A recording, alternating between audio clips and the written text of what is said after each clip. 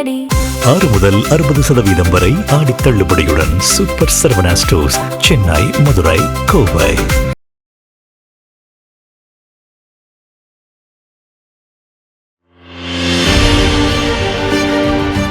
Black and white நேயர்களுக்கு வணக்கம். அரசியல் சூத்திரம் நிகழ்ச்சியில் மூத்த பத்திரிகையாளர் பிரியன் நம்முடன் இணைந்திருக்கிறார். வணக்கம் சார். வணக்கம் சார். சட்டப்பேரவையில் நேரலை மக்களுக்கு ஒரு வெளிப்படைத்தன்மையை தாவேக அரசாங்கம் கொண்டு வந்திருக்கிறது அப்படின்றது எல்லோரும் வரவேற்கிற விஷயமா இருக்குது. அதே நேரத்தில் சட்டப்பேரவையில் விவாதிக்கக்கூடிய விஷயங்கள் இன்னும் மக்களுக்கு உரிய தன்மையோடு இருக்கிறதா, மக்கள் விஷயங்கள் குறித்து அங்கே அதிகமாக விவாதிக்கப்படுகிறதா, இல்லை இந்த கடந்த காலங்களில் இருந்த மாதிரியே யார் அரசாங்கம் சரியாக நடந்தது, எங்கள் மேல் தவறு இல்லை, நீங்கள் செய்த பாதையிலே தான் நாங்களும் செல்கிறோம், இந்த மாதிரியான போக்கில் தான் விவாதங்கள் இருக்கிறதா?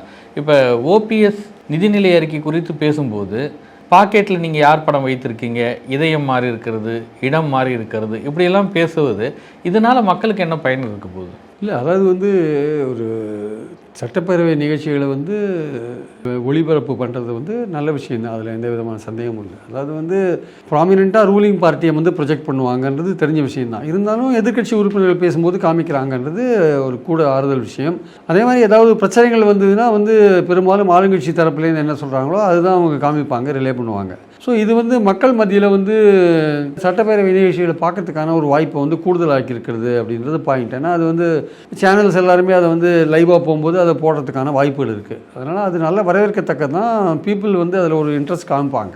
அது தாவேக்க சொல்கிற மாதிரி மக்களை இன்னும் கொஞ்சம் நாங்கள் அரசியல் மயப்படுத்துகிறோன்ற மாதிரி ஒரு விஷயத்தை கூட அவங்க கையில் எடுக்கிறதுக்காக இதை பயன்படுத்தலாம். ஆனால் அதே சமயம் ஒரு ஆரோக்கியமான ஒரு விவாதங்கள் நடந்தால் அது மக்களுக்கு நல்ல விதமான அரசியலை கொண்டு போகும். அது ஆக்சுவலாக அதே மாதிரி விவாதங்கள் கொஞ்சம் ரசனைக்குரிய விவாதங்களாக இல்லாமல் வேறு மாதிரி விவாதங்களாக இருந்தால், நான் 900 ரூபா கொடுத்தேன் உங்கள் அப்பாவை போய் கேளுங்க, இல்லை 900 கோடி ரூபா கொடுத்தேன் உங்கள் அப்பாவை போய் கேளுங்க அப்படின்ற மாதிரி அந்த மாதிரி விவாதங்கள்லாம் வந்தால் அதெல்லாம் ஒன்றும் ப்ரொடக்டிவ் லிங்க்டு டிஸ்கஷனாக இருக்காது. அது சரியான ஒரு வளர்ச்சிக்கான அல்லது ஒரு ஆரோக்கியமான டிஸ்கஷனாக அது இருக்கிறதுக்கான வாய்ப்பு இல்லை. நீங்கள் சொல்கிற மாதிரி இப்போ செங்கோட்டையனும் கட்சி மாறி இருக்காரு, ஓபிஎஸும் கட்சி மாறி இருக்கு, 2 பேரும் ஒரே போட்டில் தான் பயணம் பண்ணுறீங்க. ஆனால் செங்கோட்டையன் என்ன வித்தியாசம்னா அவர் இன்னும் ஜெயலலிதா படத்தை பேக்கெட்டில் வச்சிருக்காரு. ஏன் ஜெயலலிதா படத்தை அவர் பேக்கெட்டில் வச்சிருக்காருன்னா, இன்னும் அதிமுகலேருந்து பல எம்எல்ஏக்கள் வர வேண்டியிருக்கு. தாவேகா ஜெயலலிதா அங்கீகரிக்குதுன்னு ஒரு காமிக்கிற ஒரு சுச்சுவேஷனை அதுக்காக அலோவ் பண்ணி வச்சிருக்காங்க அவங்க. அதனால் மற்றவங்கெல்லாம் விஜய் படத்தை வச்சிருப்பாங்க, இவர் மட்டும் ஜெயலலிதா படத்தை வச்சிருக்காரு. ஜெயலலிதாவோட ரூல் வரையும் அது பெட்டராக இருந்தது அப்படின்னு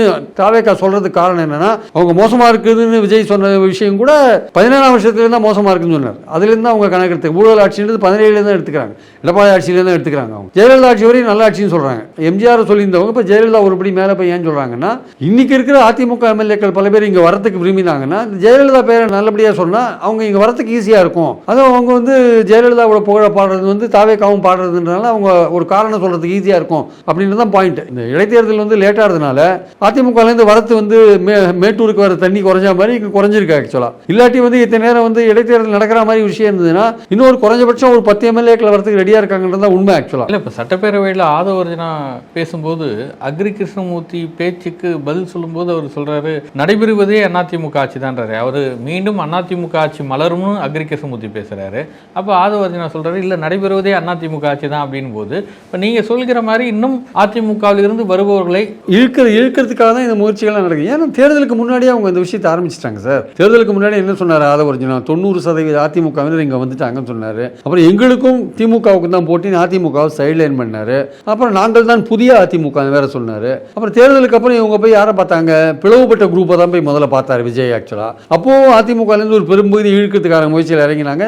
அந்த தேவையான நம்பர்ஸ் கிடைக்கலன்னு கட்சி தாவல் தடை சட்டம் வந்த உடனே பல பேர் பல்ட்டி அடிச்சு மன்னிப்பு கேட்டு அந்த பக்கம் போனாங்க. அதில் ஒரு 5-6 பேர் ரிசைன் பண்ணிட்டு தாவேக்காக போயிட்டாங்க. இப்போ இந்த சூழலில் இன்னொரு 10 பேர் ரிசைன் பண்ணுறதுக்கான வாய்ப்புகள் இருக்குன்றது தான் பொதுவாக பேசப்படுற விஷயம். இப்போ அதில் தான் SP Velumani, CV Shanmugam, SP Velumani revolt இப்போ காரணம் என்னன்னா, கடைசியாக ஒரு தடவை எடப்பாடியை நாங்கள் வழி கொண்டு பார்த்தோம், அவர் நாங்கள் சொல்றதை கேட்கல, எங்களுக்கு வேற வழி இல்லை. அதனால புரட்சி தலைவர் எம்ஜிஆர், புரட்சி தலைவி அம்மா அவர்களின் வழி நடக்கும் தாவேக்காவோட இதில் நாங்கள் சேர்ந்துருவோம் அப்படி ஒரு சொல்றதுக்கு அதெல்லாம் அதனால தான் இந்த வெளிப்படை அறிக்கை, வெளிப்படை பேட்டி, அதனால தான் அது நாங்கள் கடைசியாக ஒரு முயற்சி பண்ணோம், ஒரு சாக்கு சொல்லிட்டு வெளில வரணும்ல. அவரு எடப்பாடி திருந்த போறதில்ல, இவங்க சொல்றதை கேட்டு ஒரு பொதுக்குழு கூட்ட போறதில்ல, விவாதம் பண்ணவும் போறதில்ல, இவங்களுக்கு பதவி கொடுக்கவும் போறதில்ல, இதுவும் பண்ண போறதில்ல. அவரை பொறுத்த மட்டும் தெளிவா இருக்காரு. கட்சி எப்படி போனாலும் பரவாயில்ல, நான் தான் பொதுச் செயலாளர், கட்சிக்கு ஆளே இல்லாட்டியும் பரவாயில்ல, தோத்தாலும் பரவாயில்ல, இதுக்கப்புறம் அவங்க இரட்டையிலை நம்பி இவருக்கு ஓட்டு போடுவாங்கன்னு தெரியாது. ஆனா இவங்க தெளிவா இருக்காங்க, நம்ம எதிர்காலம் என்ன ஆகுதுன்னு. வேலுமணி போன்றவர்கள் தெளிவா இருக்காங்க. இனிமே திமுக தாவேகா போட்டின்னு வரும்போது நம்ம தாவேகா சைடு இருக்கிறது பெட்டரு அப்படின்னு அவங்க நினைக்கிறாங்க. ஏற்கனவே 5-6 பேர் வந்துட்டாங்க, இன்னொரு 10 பேர் வரலாம். அது தாவேகாவுக்கும் சௌரியமான விஷயம். ஏன்னா அவங்களுக்கு வந்து ஒரு 20 தொகுதியில் இடைத்தேர்தல் இருந்தால், ஒரு 15 தொகுதியில் இடைத்தேர்தல் இருந்தால், ஒரு 10 பேரை சேர்த்தா தங்களுக்கு தாங்களே ஒரு தாவேகா மெஜாரிட்டி வந்தா இந்த கூட்டணி கட்சிகளை நம்ப வேண்டிய அவசியம் இல்லைல்ல. சிபிஐ, சிபிஎம், விடுதலை சிறுத்தைகள் இவங்களாம் என்னைக்கு என்ன தகராறு பண்ணுவாங்க சொல்ல முடியாது அப்படின்னு ஐடியாவில் அவங்க இருக்காங்க. அதனால திருப்பி என்ன பண்றாங்க இவங்க தாவேகா, நாங்கள் தான் அதிமுக, நாங்க தான் வந்து எம்ஜிஆர் ஜெயலலிதா, நாங்க தான் அவங்களுடைய வழி தோன்றர்கள் அப்படின்னு அந்த பாணியிலேயே இப்போ அரசியல் பண்றதுக்கு காரணம் அதிமுக இந்த ஆட்களை இழுக்கிறதுக்காக தான். ஸோ அதனால அது ஒன்றும் பெரிய அதிசயம் எல்லாம் கிடையாது. தாவேகாவுடைய பார்வை எப்படி இருக்குன்னா, அதிமுகவும் திமுகவும் ஒன்னா இருக்கிற மாதிரியான ஒரு சூழலை கிளப்பி விட்டா இல்லை. இப்போ நீங்கள் சொல்கின்ற இடம் மாதிரி எஸ்பி வேலுமணி, சிவி சண்முகம் இன்னும் வரக்கூடிய ஆட்கள்லாம் வந்துட்டாங்கன்னா தாவேகாவுக்கு, அப்போ இருக்கக்கூடிய எடப்பாடி தரப்பு அதிமுகவும் திமுகவும் ஒன்று, திமுக தான் எங்களுக்கு எதிர்ப்பு அப்படின்ற அந்த ஒரு நிலைப்பாட்டை நிறுவுவதற்கு இப்போ சட்டப்பேரவையில் அந்த வாதங்கள்லாம் இப்போ குதிரை பேரத்தை பற்றி எடப்பாடி பேசுறாரு, அது பற்றின வழக்கு ஒன்று இருக்குன்னு சிவசங்கர் சொல்றதா வந்து சொல்றாரு. அப்போ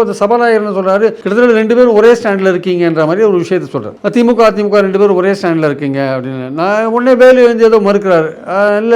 இல்லை நீங்க என்ன சொல்ல வந்தீங்க நான் புரிஞ்சுட்டேன், நான் சொல்றதை நீங்க தப்பா புரிஞ்சுட்டீங்க. இவருக்கு ஆதரவான ஒரு விஷயத்தை அவர் சொன்னாரு, வழக்கு இருக்கு, குதிரை பேர வழக்கு இது இருக்கு அப்படின்ற அவர் சொல்றாரு. அதாவது ஒரு விஷயத்தில் 2 பேரும் ஒரே மாதிரி கருத்து வச்சிருக்கீங்கன்ற மாதிரி விஷயத்தை சபாநாயகர் சொல்ல பார்க்கிறார். ஆக்சுவலா தாவேகாவுடைய நோக்கம், சபாநாயகரை விடுங்க, அவரோட இண்டிபெண்டன்ட் கணிப்பில் அப்படி சொல்லியிருக்கலாம். பட் தாவேகாவுடைய பார்வை எப்படி இருக்குன்னா, இல்ல எடப்பாடி பழனிசாமி சொல்லும்போது நீங்க இருக்கும்போது என்ன நிலைப்பாட்டில் இருந்தோமோ, திமுக எதிர்ப்பு இருந்ததோ, இப்பயும் அதே எதிர்ப்பு தான் அப்படின்னு பேசும்போது நீங்களும் அதிமுக இருந்தவர் தான் அப்படின்றதுக்கான விஷயம் இருக்குதா? இல்லை இந்த தனிப்பட்ட பிரச்சனைகள் அதெல்லாமும் சேர்ந்து எதிரொலிக்குதா? இல்லை, தனிப்பட்ட பிரச்சனைகள் இதில் எதுவும் இல்லை. இந்த பொலிட்டிக்கலாக வந்து காட்சிகள் மாறி இருக்குல்ல. அதாவது அதிமுகலேருந்து ஆட்கள் விலகி போகிறாங்க, அவங்களுக்கு ஒரு பெரிய பிரச்சனையாக இருக்குது. அது எடப்பாடி பழனிசாமியோட பேச்சிலே தெரியுது. ஒரு எம்எல்ஏவை தேர்ந்தெடுக்கிறதுக்கு 6000 பேர் உழைக்கிறாங்க, எவ்வளோ கஷ்டப்படுறாங்க. அப்படி இருக்கும்போது ஒரு எம்எல்ஏ ரிசைன் பண்ணாருன்னா அந்த கட்சி, அதிமுக 6000 நிர்வாகிகள் சேர்ந்து இரவு பகலாக பாடுபட்டுனா ஒரு ஆளை வெற்றி பெற வைக்கிறாங்க. அவங்க மாறும்போது எங்களுக்கு பெரிய ஒரு இழப்பது, தொண்டர்கள் ரொம்ப வருத்தப்படுறாங்க, வேதனைப்படுறாங்கன்னு ஃபீல் பண்றாரு. அவர் ஃபீல் பண்ணி சொல்றாரு. அப்படி போறதுக்கு காரணம் நீங்க தான், அதை உணர மாட்டேங்கிறாரு அவர். இவர் ஒழுங்கா இருந்தானே ஏன் அவங்க போறாங்க? இவர் ஒழுங்கா பொதுக்குழு தாவேகா இழுக்கிறது என்பதை வந்து வெளிப்படையான ஒரு குற்றச்சாட்டை ஓங்கி வைப்பதற்கு பதிலாக இப்படி பேசுகிறார். ஆமா, நேரடியாக சிபிஐ சிபிஎம்ஏ சொன்னாங்களே இது மாதிரிலாம் குதிரை பேரத்தை நிறுத்தணும் தாவேகா தான் சொன்னாங்க. அதுக்கப்புறம் தான் ஓரளவுக்கு நின்றுச்சு. இந்த இடைத்தேர்தல் தள்ளி போனோம்னா சுத்தமா நின்று இருக்கு. அடுத்த கட்டம் ரவுண்ட் ஆரம்பிக்கிறது எப்படின்னா, இந்த வேலுமணி போன்றவர்கள் இப்போ ஆரம்பிச்சிருக்காங்க. இடைத்தேர்தல் அறிவிப்பு வந்து வச்சுக்கோங்க, இன்னும் 1 மாசம் கழிச்சு அப்போ வந்து ஒரு குரூப் வந்து வரதுக்கான வாய்ப்பு இருக்கு. அது வந்து எடப்பாடி வந்து தன்னுடைய செயல்பாடுகளை திருத்திக் கொள்ள வேண்டிய அவசியம் இருக்கு. அவர் வந்து தாவேகா அவன் வலை போட்டு மீன் பிடிக்கிறவன் வலை போட தான் செய்வான். ஆக்சுவலா அவன் வந்து நீ மீனே பிடிக்கூடாது, மீன் வந்து உன் வலையில தானா விழுன்னு சொல்ல முடியுமா? அவங்க ட்ரை பண்ண தான் செய்வாங்க. நீங்க தான் ஒழுங்கா இருந்துக்கணும்.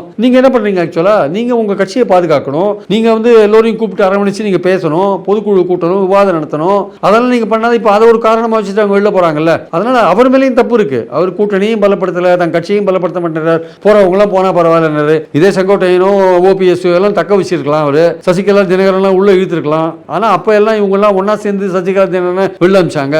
இப்ப இவரே வேலுமணியை சொல்றாரு அவங்களெல்லாம் கூப்பிடுங்கன்றாரு. அவங்களை அனுப்பும்போது அவரு தான் கூட இருந்தாரு. இதெல்லாம் வந்து ஒரு பாலிடிக்ஸ். இப்ப கடைசியா என்னன்னா தாவேகாக்கு போகணும்னு முடிவு பண்ணிட்டாங்க. எடப்பாடி மேல பழிய போட்டு போகணுன்றதுக்காக இந்த விஷயத்தெல்லாம் வெளில கிளப்பியிருக்காங்க. அது இவங்க புரிஞ்சுட்டு இருக்காங்க நல்லா. அதனால தான் நாங்கள் அதிமுகவை நாங்க தான், நான் ஜெயலலிதா ஆதரிச்சு பேசுறது, அவங்க வழியில் நாங்க தான் நடக்கிறோம். செங்கோட்டையை வந்து நீங்க படம் வச்சிருக்கிறது அலோவ் பண்றது கூட ஒரு கட்டத்தில் அது மாதிரி தான். அது ஆக்சுவலா அவங்க வந்து இன்னும் கொஞ்ச நாள் தங்களுக்கு ஏற்ற ஒரு விஷயங்கள் எல்லாமே நடந்த பிறகு எந்த அளவுக்கு அந்த ஜெயலலிதா படத்தை அவர் வச்சுப்பாருன்னு சொல்ல முடியாது. நாளைக்கு அவருடைய தொகுதியிலேயே எல்லாருமே விஜய் படத்தை வச்சுட்டு இருப்பாங்க கோபிச்செட்டிப்பாளையத்தில். இவர் மட்டும் ஜெயலலிதா படத்தை வச்சிருந்தாருன்னா அங்கே 4 பேர் பேசதான் செய்வான். நம்ம தலைவர் படத்தை வச்சுக்கிறது பதிலாக இவர் வேற தலைவர் படத்தை நம்ம அப்படி கேட்டான்னா அவர் இது பதில் சொல்ல வேண்டியிருக்கும்ல. கேட்க மாட்டாங்கன்னு சொல்ல முடியாது. இது வந்து இந்த சமயத்தில் வேற வழியில வச்சிருக்காரு. அவரு ஓபிஎஸ் அவரு ஸ்டாலின் படத்தை வச்சிருக்காரோ, கருணாநிதி படத்தை வச்சிருக்காரோ, ஸ்டாலின் படத்தை வச்சிருக்காருன்னு வச்சுக்கலாம். அவர் எந்த இடத்துக்கு போனாரோ அந்த இடத்துல வந்து அந்த தலைமைக்கு விசுவாசமா அவர் இருக்காரு. யார் தலைமையும் அவங்களுக்கு விசுவாசமா இருக்காரு. நீங்க வந்து யார் தலைமைக்கிட்ட போய் மந்திரி பதவி வாங்குறீங்களோ அவருக்கு விசுவாசமா இல்லாம நீங்க உங்களுக்கு ஏற்கனவே இருந்த கட்சியோட தலைமைக்கு நீங்க விசுவாசமா இருக்கீங்க. இந்த நிலைப்பாட்டை ரொம்ப நாள் இந்த கட்சி அலோவ் பண்ணாது. உங்களை தாவேகா அலோவ் பண்ணாது. ஒரு கட்டத்துல வந்து அவங்க தேவைகள்லாம் நிறைவேறின பிறகு அவங்க எப்படி உங்களை கவனிக்கணுமோ அப்படி கவனிச்சுப்பாங்க. இது ஒரு டெம்பரரியா வந்து உங்களை அலோவ் பண்ணிருக்காங்கன்னு தான் என்னுடைய பார்வை. ஆக்சுவலா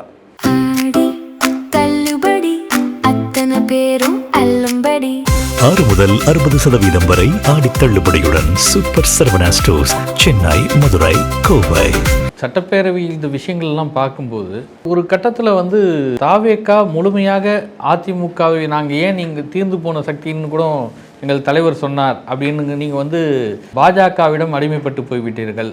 தமிழ்நாட்டிற்கு பல மசோதாக்களை நிறைவேற்றுவதற்கு நீங்கள் உறுதுணை புரிந்தீர்கள். அதனால தான் உங்களை வந்து நாங்கள் ஏற்றுக்கொள்ளவில்லை அப்படின்றார்கள். அப்போ எடப்பாடியோட காலம் வந்து பாஜகவுடைய அடிமை காலம், அதுக்கு முன்னாடி இருந்த அதிமுக ஓகே அப்படின்னு அந்த ஒரு இடத்துக்கு வரும்போது பாஜக எதிர்ப்பையும் தாவேகா இங்கே எடுக்குதா? தாவேகா வந்து பாஜக எதிர்ப்பை வந்து இன்னும் முழுமையாக எடுக்கிறதா தெரியல. அது வந்து கொள்கை ரீதியான ஒரு எதிரின்னு சொல்லிட்டு அந்த ஃப்ரேமுக்குள்ளேயே அவங்க உட்காந்துருக்காங்களே தவிர அவங்களுக்கு வந்து இன்னும் அந்த சண்டை போடுறதுக்கான வாய்ப்புகள் இன்னும் வரல. அதாவது மத்திய அரசு வந்து அவங்களும் இவங்களை வாட்ச் பண்ணிட்டு இருக்காங்க. இந்த தீர்மானங்கள்லாம் இருக்கு இல்லையா, இந்த தீர்மானங்கள்லாம் பாஜக இதெல்லாம் கவனிச்சுட்டு தான் இருக்காங்க.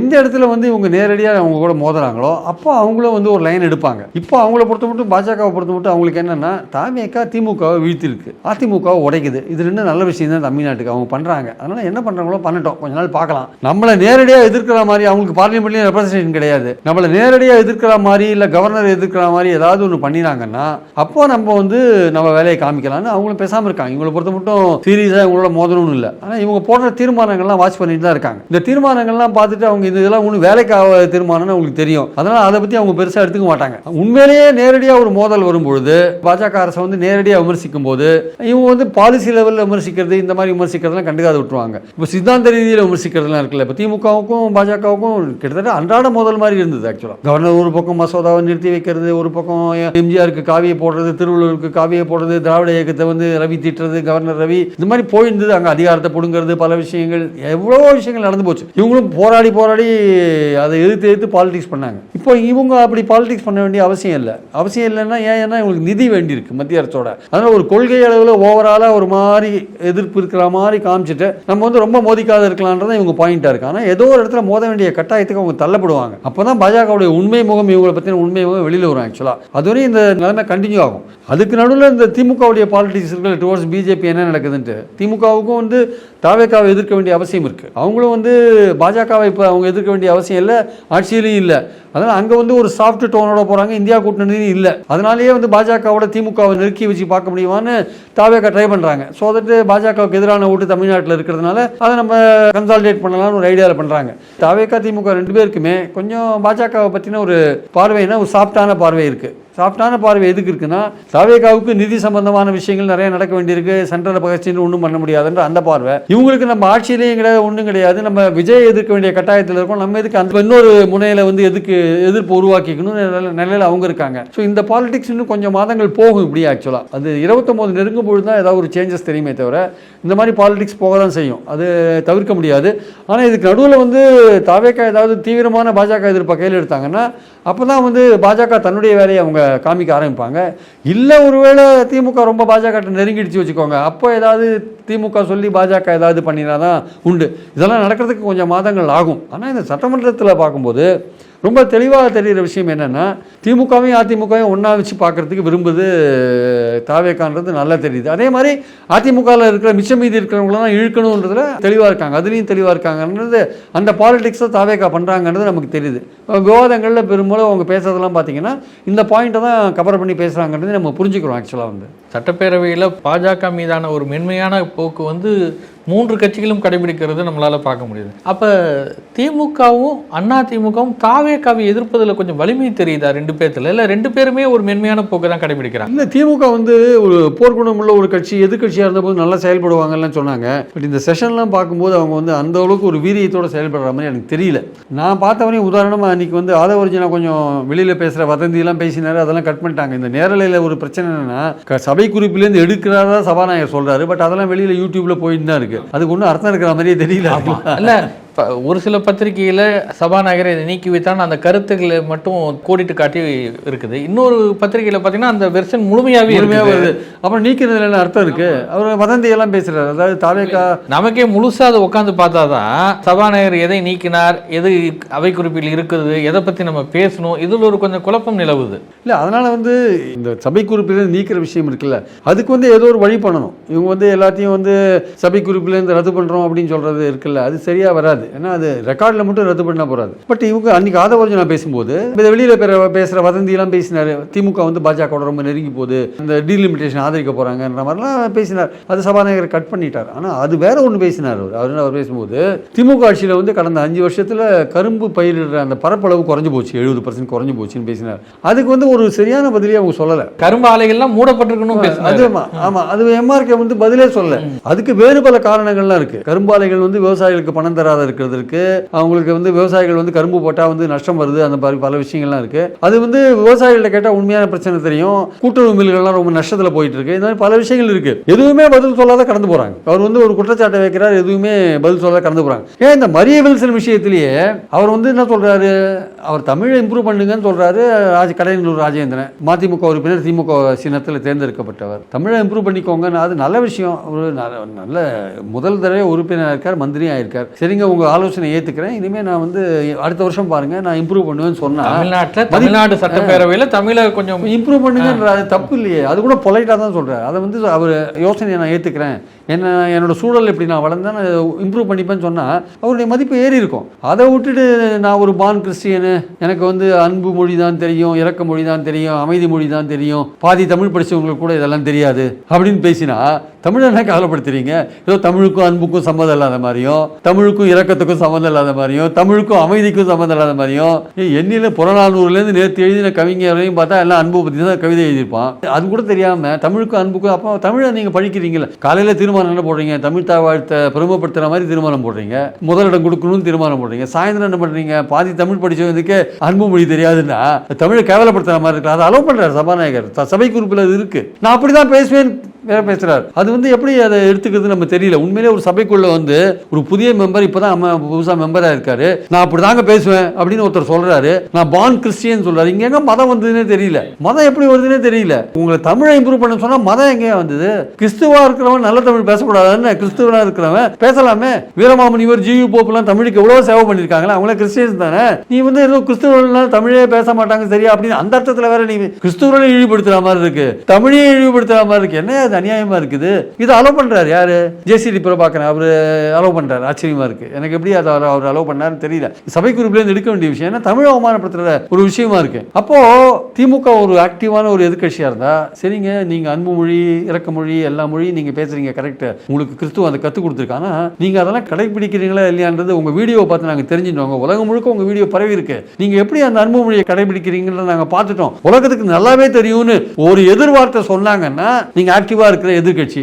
அமைதியா வாய மூடிட்டு அதை சப்போர்ட் பண்ற மாதிரி பேசுறாரு. வேலு இல்ல சமாதானப்படுத்துற மாதிரி பேசுறாரு. ஏன் அவரு நான் அப்படிதான் பேசுவேன்னு கெத்துல பேசுறாரு. நீங்க அவருக்கு பதில வந்து அதே கெத்துல கொடுக்க வேண்டாமா? அதே கெத்துல விட்டு இல்ல இல்ல அவர் மாப்பிள்ளையே தெரியும், அவர் மாமனாரை தெரியும், அவர் அப்படிதான் பேசுவாரு. கன்னிங் பேச்சு நீங்க முதல் பேச்சுன்றனால விட்டுருங்க. எதுக்கு இந்த சமாதானம்? எதுக்கு இந்த நீங்க எதிர்த்து அடிக்க வேண்டிய இடத்துல எதுக்கு இந்த சமாதானம்?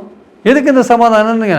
இல்லை, ஒரு வேளை உதயநிதி கைது, அப்புறம் அது விசாரணைக்கு அழைத்து செல்லப்பட்டார், மார்கண்டேயன் கைது, இதெல்லாம் கொஞ்சம் திமுக மத்தியில் ஒரு கலக்கத்தை அது ஒரு கலக்கத்துக்கு வந்து அவங்களுக்கு தெரியல. அவங்க ஆட்சியில் நடந்த பல விஷயங்கள் அவங்க கேஸ் போடுறதுக்கான வாய்ப்புகள் இருக்குங்க. அதுல வந்து மறுக்கிறதுக்கு இல்லை. இவங்க ஒரு பக்கம் வந்து பாஜகவோட ஒரு சாஃப்ட் டோன் ஏன் திமுக இருக்காங்கன்னா, விஜய் இந்த மாதிரிலாம் போட்டா கூட நமக்கு ஒரு சேஃப் அங்க இருக்கு அப்படின்றதுனால அவங்க அந்த பாதிக்கப்பட்ட பல பேர் திமுக என்ன நினைப்பாங்க, நம்ம ஒரு சேஃபா ஒரு ஜோன் அங்க வச்சுக்கலாம் தான் நினைப்பாங்க, பாஜக ஜோனை. அது தெரிஞ்ச விஷயம் தான். அப்ப எதுக்கு விஜயை எடுத்துட்டு பாஜக எதிர்க்க வேண்டிய அவசியம் இல்லை. இவங்க எஃப்ஐஆர் போட போட அங்க மத்திய அரசுல இருந்து அமலாக்கத்துறை வரதுக்கான வாய்ப்புகள் அதிகமா இருக்கு. இன்னைக்கு 2 விஷயங்கள் பெண்டிங்கா இருக்கு. ஒன்னு அனிதா ராதாகிருஷ்ணன், ஒன்னு செந்தில் பாலாஜி. 2 பேர் மேலேயும் வழக்கு போடுறதுக்கு கவர்னர் ஃபைல் பெண்டிங்கா இருக்கு. அமலாக்கத்துறை வழக்கு போடுறதுக்கு அவங்க வந்து பர்மிஷன் கொடுக்கல கவர்னர், இன்னும் அப்படியே வச்சிட்டு இருக்காரு. அப்படி இருக்கும்போது இவங்க ஒரு மாதிரி சாஃப்டா போறாங்க. அப்படின்ற போது விஜய் எதிர்க்கிறதுல உங்களுக்கு பிரச்சனை இருக்காது. அதனால விஜய் எஃப்ஐஆர் போட்டாருன்னா பிரச்சனை வரும். அது மத்திய அரசுக்கு மேல இன்னும் டிபெண்டன்ஸ் அதிகமாகும் திமுகவுக்கு. அதனால இவங்களுக்கு என்னன்னா